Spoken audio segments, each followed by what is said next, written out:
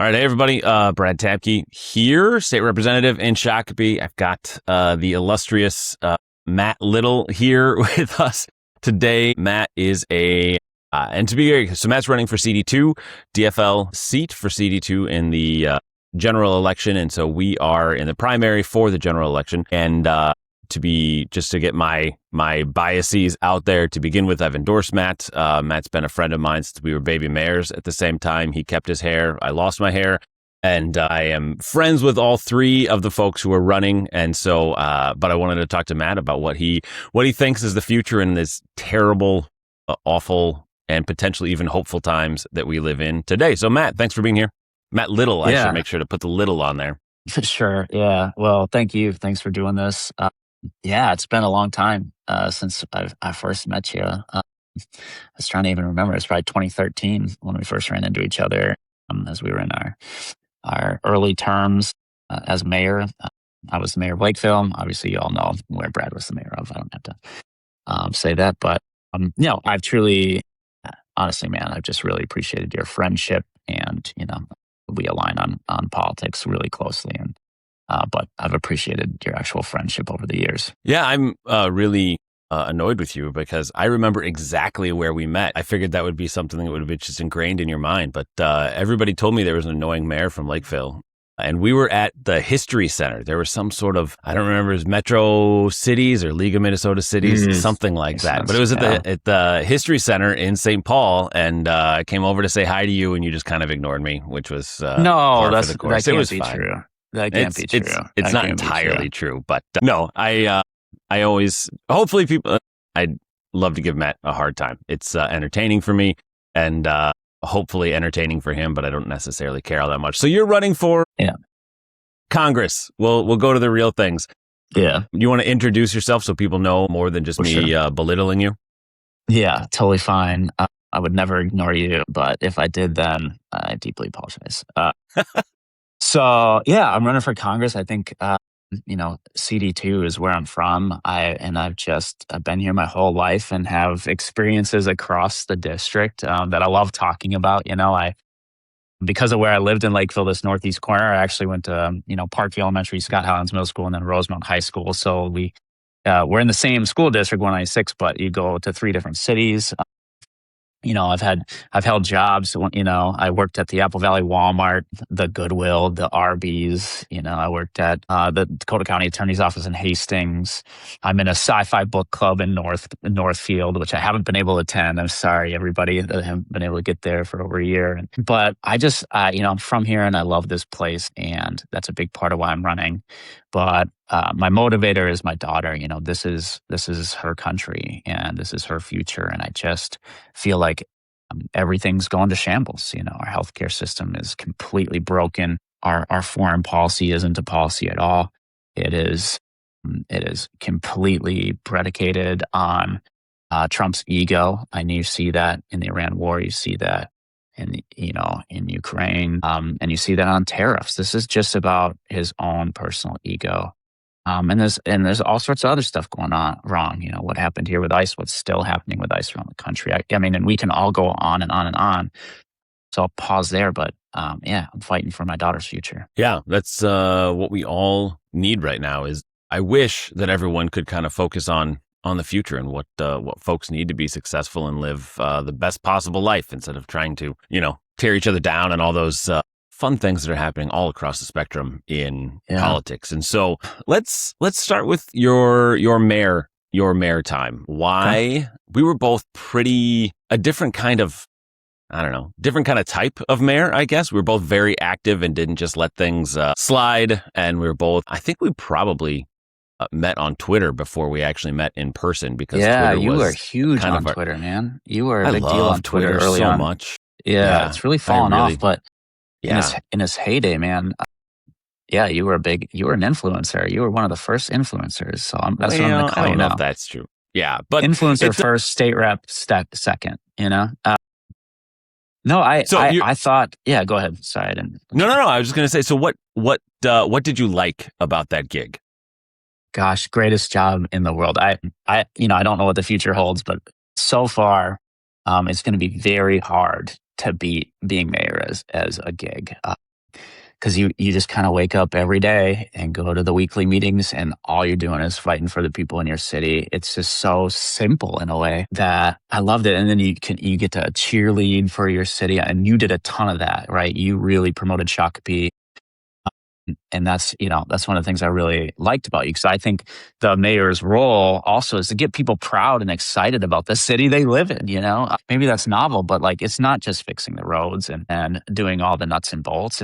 It's getting people excited. And so the thing I kind of held in my mind is like, I wanted every kid who graduated from Lakeville to go out in this world, and when they're asked like, where are you from? They say Lakeville, Minnesota. They don't say south of the cities, right? Which is what so many of us end up doing. So I put a lot of effort into that, and that's not written into the job description. That's what you make it. So man, I loved being mayor. I just loved it. And it's my hometown. Yeah, and it shows. Like, it was right? just, I loved it. So yeah. And I was same way. It was everybody, like, people still like to talk about while I was mayor, and it was absolutely the best gig. I would have done that forever if it paid any money and I could support my family on it. It would have done it as long as people wanted me. And my thing was very similar to yours, is that I wanted to make sure that kids growing up in Shakopee felt like they belonged here and felt like this was their place. So they would go to college, they would go experience places. They can move to New York, they can move to California, they can move to France, wherever they want to go, but they want to come back here to start businesses and to raise their families and to have kids home. And exactly, be their place, which is what I do with Minnesota now, and I think that you do as well. No, that's awesome. I think we had some similar styles in the promotion of our cities, and that is one thing that I've noticed. Like, people remember your time as mayor more than any other, service job, I think, that I've held, and people still remember me as Mayor Matt. So, right? It's going cool. to graduation parties. Yeah, I did. I think over 400 graduation parties during my term as mayor and first couple of years of the state senate. So, right, a lot of pulled pork. Yeah, exactly. Lots of potato salad through there. Same here. But so then you were in the Minnesota Senate, and then your district was very difficult district to win when you first won it, and then to hold it. And now, do you want to talk about that at all? Do you want to talk about Senate and what you worked on? Sure. Yeah. I mean, the Senate was a grind. I came in, really focused on bipartisanship because, you had this experience too, right? Like, when you're sitting with 4 other people every week, you got to work with them no matter what their political leanings are. And mine were very open about their political leanings. They were all Republicans, many of them very conservative, but we found a way on most issues, not every issue, but that's how it works, but then, my experience was just how partisan things have become. Like, that was my initial experience. They didn't let me have a bill hearing for 3 years for my 4-year term. And so I had to find ways to be effective without kind of the formal structural power, because I was the least senior member of the Senate because my last name was last of all the freshmen. So I was number 67 of 67. But, the one thing I understood was the growing influence of social media to control or direct what people were talking about. And so, I ended up being big on Twitter in the Senate. And then also we were able to utilize TikTok. So we were able to shift the conversation to gun violence, to insulin, to prescription drugs. And then, found some levers on bills like bonding bills, which, required bipartisan votes, found some leverage there to get some things done. And I think, I'm very proud of the work I did on gun violence and on prescription drugs. But, one of the things I'm most proud of is bringing metro mobility to Lakeville. That we didn't have a transportation option for those with disabilities or seniors who can't drive. And so got that done. And I'll never forget, I was giving a talk in a high school class about not just politics generally, just kind of teaching people how it works. And then after it was done, there was this student that came up to me and said, "Hey, I just really want to thank you for bringing metro mobility to Lakeville, because now I can get around Lakeville independently." And this was a senior in high school.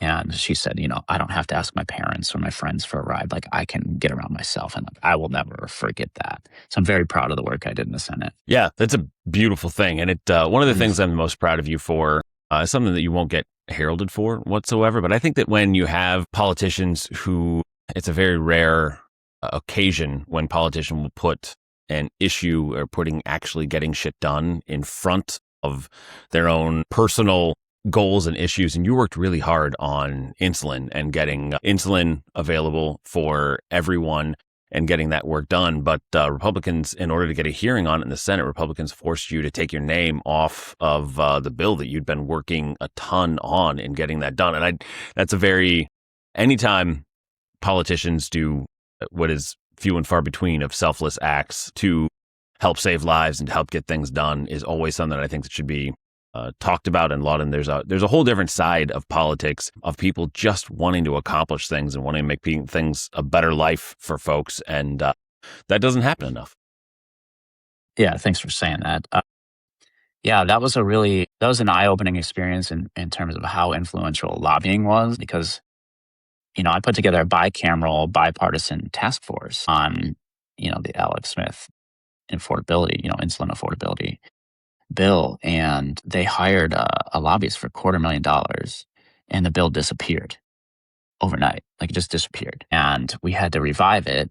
And like you said, they came to me and they said, we will present this for a vote on the Senate floor if you remove your name.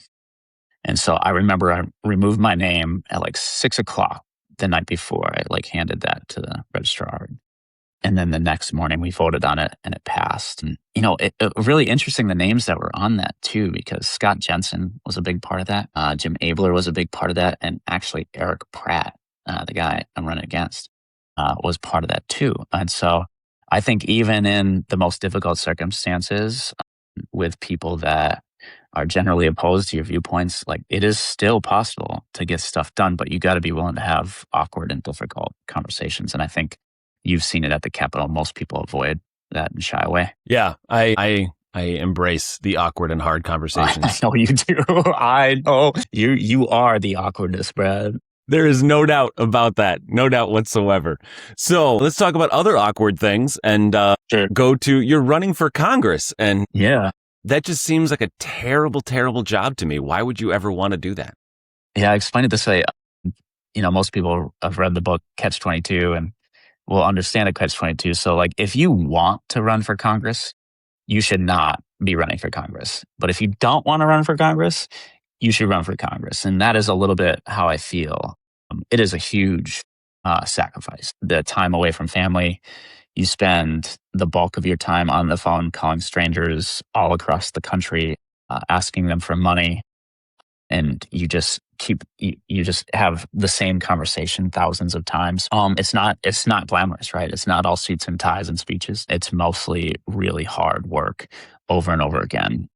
And so I think it is a huge sacrifice, but I think as dads, it's really easy to understand why we're doing this work, because we can't sit on the sidelines. We just can't sit on the sidelines when things are going south, because what example would we be setting for our kids to just live our lives as if everything is okay without helping others, And there are other ways to help other than running for office, and there's so many people out there doing good work, but this is the work I can do, and I can do well, and I also know I can win. So I felt a deep obligation to hop in here to do this, even though it's not glamorous work. So this is one of the most, I also am in, Shakopee's also in CD2. And so this is one of the most or more competitive. It used to be one of the most competitive handful of districts across the entire country. And so with that, what do you think is, what are you feeling about things? What do you think people are saying are the things that are most important to them? What do they care about in the CD2 election for Congress? Yeah, awesome. I hope my hope of all hopes is to make this a not competitive seat, especially this time around. But I'm talking to the most competitive race, I think, in the state. You win by 14 votes. Is that close? Or all right. So if I win by 15, I'm gonna be calling you and say it's a landslide. Let's aim higher. Okay, 15% instead of. There we go. I love that. So I think the number one issue among all voters is healthcare, and it's not even close. I think the Trump healthcare cuts have laid bare how bad our current system is and how much money it was taking to prop up what is a broken system. I'm the only one in this race that's truly fighting for Medicare for all. I think it's the only solution at this point because you can see the premiums, you can see the deductibles, and you can also see just the massive complication. When people go to the doctor, no one really has any idea how much you're going to have to pay anymore because you've got all the side hustle stuff. You got, the copay, the co-insurance, prior authorization, in network, out of network. And that's constantly moving and changing almost every year for folks. And so it's really hard to have that continuity of care that people want, staying with the same provider. It's a mess. And the other thing is it's not any cheaper, right? We pay 20 in the private insurance market, right? The way we operate now, there's a 20% built-in cost for the administration and profit that these people have in their systems. And Medicare for All operates at 2 to 3% administrative costs. So we actually save money there. I know the big argument against Medicare for All is how do we pay for it? But the honest answer is we're already paying for it. Over 60% of bankruptcies right now in this country are mostly due to medical debt. And then you're already paying for it at your premium deductible. When someone goes to the emergency room because they don't have coverage, you're paying for that too. You're paying for that in your premium or in your taxes. And so it's already baked in, this cost, but we could reduce the actual cost to American citizens by doing Medicare for All. I think the average savings for a family would be almost $2,000. So for efficiency's sake and for humanity's sake, I think Medicare for All is the way to go. That's the number one issue. For Democratic voters, obviously, the very existence of our democracy as we know it is the number one issue because of Trump playing authoritarian and disappearing and murdering citizens. This is actually happening in our country. And so if we are going to pursue being the freest country in the world, Trump has to go and all his backers and cronies have to go. How do you, when you get elected, like how do you intend and how do you plan to actually use the levers of democracy to hold them accountable? Like what kind of powers will you have and how will you do that? Yeah, the significant advantage of taking back the U.S. House, which I truly believe will happen this year. We'll take back the U.S. House and then you have the power of the purse. And so anything you want to get done from a government standpoint that requires $1 is going to have to go through the U.S. House. So we are going to have significant leverage. Now, the problem is, and I know exactly what people are worried about, is sometimes Democrats are not known for holding strong and holding together. You may have heard that. So many people were disappointed when they staked out the ground. We're gonna shut this down to fight for healthcare, make sure people can afford their healthcare. And then days later, they fold. And so that really roiled people in our party, and they were truly disappointed. And for good reason. You shouldn't stake out ground you don't think you can win. So Democrats really need to use the budget power as leverage, and we need to hold together and stake our ground and find our spine and fight for the people we say we care about. Absolutely. And that's one, especially when I talk to the base as I'm door knocking. As you know, I knock lots and lots of doors. No, and so dude, talking to people respect. and normal humans just want things to go back to a normal sort of thing. Like we can agree and disagree and all those kinds of things, but they also they have such a huge problem with the way, and I put like air quotes, if you're listening to the audio on this, like air quotes on, they have really big problems with how Democrats are fighting and pushing back and using their powers and their leverage to actually bring change and accountability to folks who need to see it. Like we have lost in our party, we've lost a ton of, everyday workers and people who just want to live a life and don't want to get mired in all the politics of things, but just want to make sure that, like you're talking about, healthcare is not taking away the vast majority of their check just so they can make sure to keep their kids healthy and stuff like that. And so, how do we get Democrats to see what's going on the ground, or do you think that they are? Like, how do we help them understand what average people who just want to live their lives are expecting from our party? Yeah, there's a quote I love from Will Rogers in the early 1900s, where he says, I'm not part of any organized political party. I'm a Democrat. And so every time I kind of hear these questions, I always think of that. It's hard to get out of my mind. My mantra is you got to talk to people about what they want to talk about first before they're going to listen to what you're going to want to talk about. But yeah, I think most people, they want to get up, get their kids ready, go to work, come home, have some time to see their soccer game and to have dinner with their family. And then, they want to do that and they want to go to Disney World once in a while or take a trip. And then when it's all said and done, actually be able to retire comfortably. And all of that is being eliminated right now, even for those making decent wages. It's just so hard to keep up. Coco and I, my wife and I, Coco, but we paid $1,800 a month just for childcare, and that was on top of our student loans and on top of a mortgage, right? And then when I was in the Senate, we were going backwards. Like financially, we were literally going backwards. I mean, you know how it is. I handed my Senate check to the YMCA, and they're not the most expensive, right? Like it is becoming so impossible for people to get anywhere, and so we structurally have to do a lot on housing. We do have to make the generational change on healthcare. We have to lower our student debt interest to 2%, which is the cost of administration. We need generational change in this country, because if we just keep, slicing around the edges or tinkering, this is all going to fall apart and it'll be too late. Yeah, I couldn't possibly agree more. And so I'm proud of what we've been doing in Minnesota, what we've been doing to lead the way and show that, things like paid family medical leave and earned sick and safe time and funding transit and transportation and make sure that we get people back and forth is we're making good decisions here. We've obviously got things that need to continue to get better and work on, and always will and always try to. But that's what I hope somebody takes to is some ambition to actually get things done for people and not just the big political issues of the day on things. Okay, we're going to run out of time here quick. You have a primary coming up on August 11th.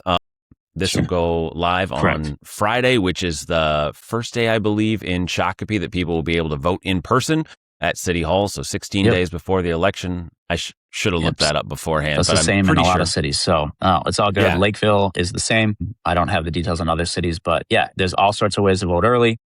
We only care about Shakopee here, Matt. That's the only thing on the agenda is Shakopee. Yeah. So you'll be able to get your early vote in Shakopee. Any Shakopee residents, let's get out there. Let's vote for Brad Tapke. He is the greatest. So you don't need me. I'm not on the primary. So it's, but in the general. That's good that you don't have a primary. Well, get your vote in as early as you possibly can for Brad Tapke, but if you could vote for me in the August 11th primary, it would be much appreciated. So voting in person starts at City Hall on Friday. There'll be Friday the 24th. I'm pretty sure that that's accurate. If not, you can check the city's website. I think it is. But what's your pitch for people to vote for you in the primary? Right now, I think the number one people should look at is find a fighter and listen not only to what your candidates are saying, but how they are saying it. Find someone that is speaking with emotion and passion and anger, because if you see someone saying the things you believe in, but it's flat, they're not going to fight for you. They're going to go to DC and look at that plaque outside their door and become enamored with themselves. I think you need to pick someone that has a history of fighting, and Brad Tapke of all people can confirm. I go and fight, and I will fight for you. I cannot be bought. The data centers aren't going to buy me. AI can't buy me. APAC can't buy me. There's not a super PAC in this world that can buy me. And so if you want someone that's purely up there to fight for you, I'm the choice in this race. Yeah, not only is Matt Little my friend, I'm proud to endorse him, and because I think that he's the best chance of anybody going in to make those changes and to help get that work done for kids and for our future, and making sure that as I continue to lose more hair, as we get older and as we need somebody there to continue to do that good work that he's been doing here in Minnesota. So I'm just proud to have you on our side and have you working on things, and I appreciate you. And the last question I've got for you is what's in it for Shakopee? What are you going to do for my people? You tell me, Brad. I'm going to be up there, and the day after I get elected, we're going to be sitting down and figuring out how we can help people. So I trust you out of anybody else in Shakopee, and so I'll be looking to you. You tell me what you need, and we'll get up there and fight for it. Will do. Awesome. All right. Thanks for joining me, Matt. Appreciate it. And best of luck. Last day to vote would be August 11th. That everybody's precinct will be open on August 11th for the day of the primary vote, and then you'll be headed. Hopefully, I'm confident you'll be headed toward the general election in November. And so, we've got to make sure to check these boxes off first and get that work done for the people. Yeah, one step at a time. Thanks for having me on, man. It means a lot to me. Thanks for being here. All right. See ya.